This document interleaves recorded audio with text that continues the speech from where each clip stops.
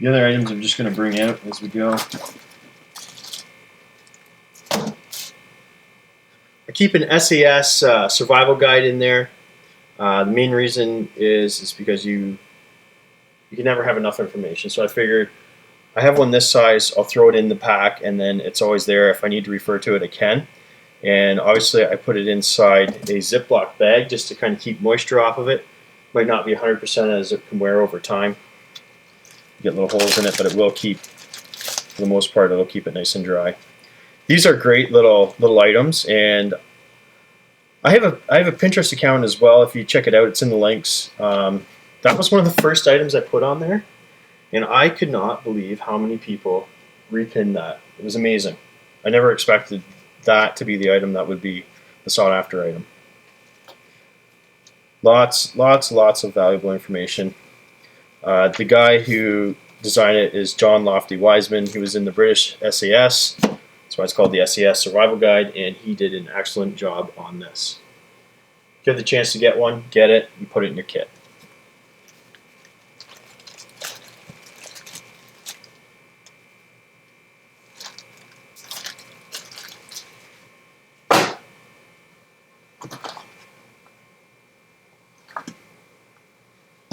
Not really a survival item, just for when I'm out and about coyote hunting.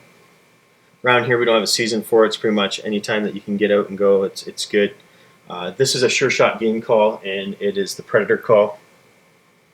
It's a nice little unit.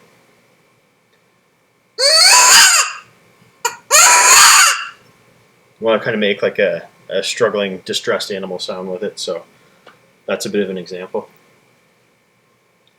Nice thing about these guys, if you are looking for a call and you're a first-time caller, the packaging that they sell with it has a little QR code. You scan it with your phone, it takes you to the site, and you get a demonstration of how to use it.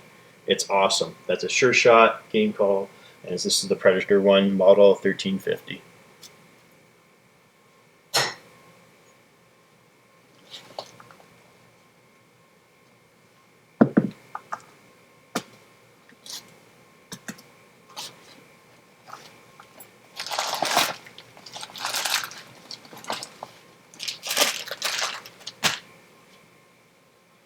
Little bit of rope. You'll notice that it's not paracord, and I keep it in a Ziploc bag again just to keep the elements off of it.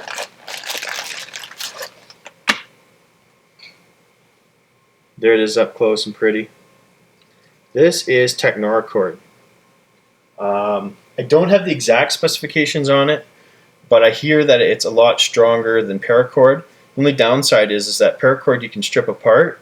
Some of it now they're calling firecord, so it has a really highly ignitable interior to it, and you can use it for that, and that's awesome. Also, with 550 cord, it has strands, separate strands inside that you can use for other things, so you could break it down. This, not so much. What you see is what you get. It is, I'm sure it has little, yeah, it does have little strands there, but they're pretty tiny.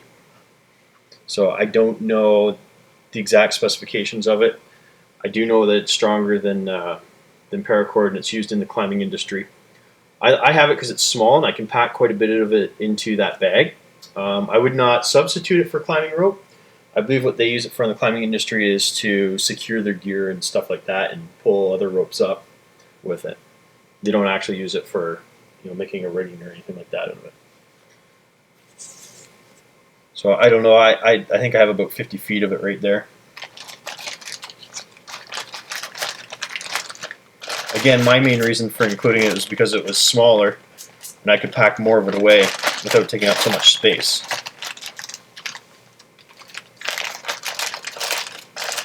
Nothing against paracord, I just don't have any right now. I've had it in the past.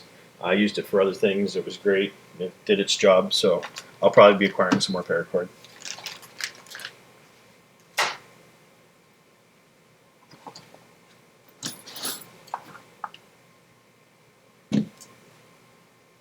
Dog deterrent. I always keep some of this around. You never know what you might need it for. You could use that stuff there, if you had to deter any kind of animal, really, or something bad that was after you. It comes in a little case here that can clip onto your belt, so you can keep it right on the outside of your pack when you're when you're walking down trails and stuff, if somebody's dog comes after you, a stray dog or something. It's not really strong enough to be a bear spray, so I wouldn't use it for that. But basically, it has a lock spot here where you can't press it. You just flip it over, press down, and you've got the spray coming out. You can see there's the spout there. Other applications for it, I guess if you had to evade, you could use it as a scent cover, really. There's lots of different scent covers out there. You could use anything like fox urine and stuff like that and throw scents off. This stuff here would work pretty well. It would bother tracking animals.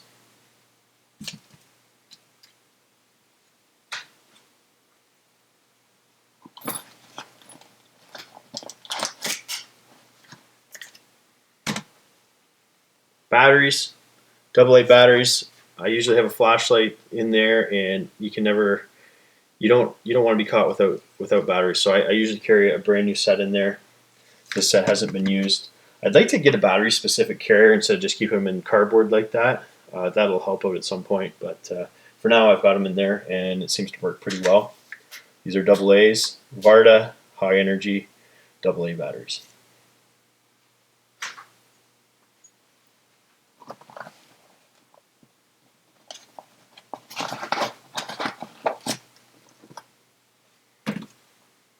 Electrical tape.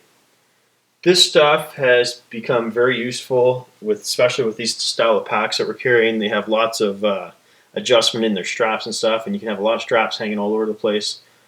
The best thing to do is to roll up those straps, get it set where you want it, roll them up, and then apply some tape to them. You can see right here I've got the strap, and I've rolled it up and I've taped it right to the main body of the strap. That way it's not hanging all over the place getting caught on stuff. And I carry extra with me because if I want to adjust those straps, I'm going to need to cut that tape, get my length right again, and then I want to tape it back up. It's not catching on stuff.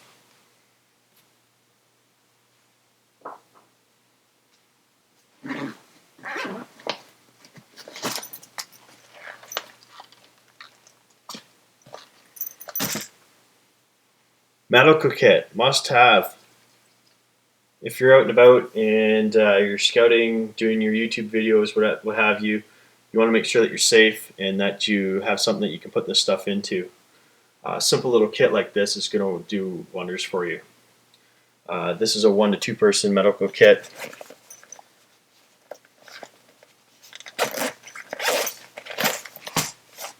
You flip it open and you have various contents in pouches on the side. It holds a lot of items. I've added extra stuff to it. I did do a video on this specifically, so I will put up a card and it'll take you to that video from this point. But you can see I have like polysporins and medications and iodines and stuff like that I've added extra to this. Tylenols and Advils. One of the coolest items was this little tub of Vaseline. You can get that at like a Shoppers Drug Mart or any kind of drugstore probably. And the reason why I put it in there is because if you use it with cotton, it's very easy to start fires. Cotton and Vaseline, it'll keep it going. It's a petroleum-based salve, and it will burn.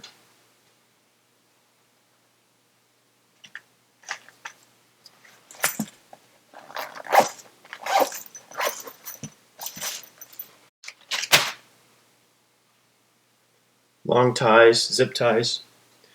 I've used them in the past for securing blinds and stuff like that. You're putting up camouflage. You can secure it. If you're doing an evasion, it's black, so it's going to blend in with your camo and everything like that. You could use it as a restraint, although these ones are pretty small. You might want bigger, wider strips for that if you're going to secure somebody.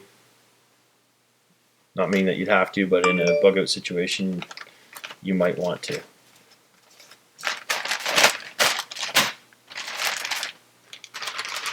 Many, many uses for zip ties.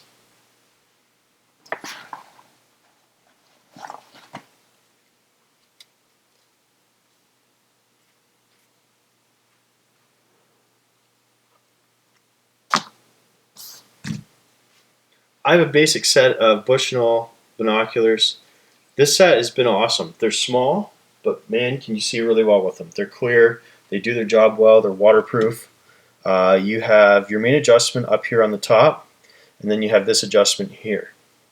A lot of people don't know how to adjust binoculars properly, so I'm going to do a specific video on how to set up your binoculars for your eyes, and then what you should do with them afterwards. So these are a 10 by 25 Bushnell waterproof. The eye cups, so that you get them the correct distance away from your eyes. If you're using glasses, you'll keep them in like that. If you don't have glasses, turn these cups out. That'll give you the correct eye focus distance there, and you'll be able to see very clear through them. Binoculars can be used for scouting. You're looking around. If you're in escape and evasion, you can make sure the area is clear from a further distance. If you're in a survival situation, you can go up on a ridge and kind of look around. Maybe you can see other people or something like that you might want to get near. But that's my set. That's what I carry in there. That is one of my bug deterrents. That is off spray. This works fairly well in conjunction with another item that I have, and that item is it's called a thermocell, and it works off of butane and it heats. But I find before it gets going pretty good, you're going to have about 15 minutes where the bugs are really intense until it gets going, and you're going to want to use a little bit of off. So that'll keep mosquitoes away from you, black flies, whatever. And then when you get that thermocell going, which I've done a video on, and I can link to it as well, this stuff here will keep them away until that's running perfect.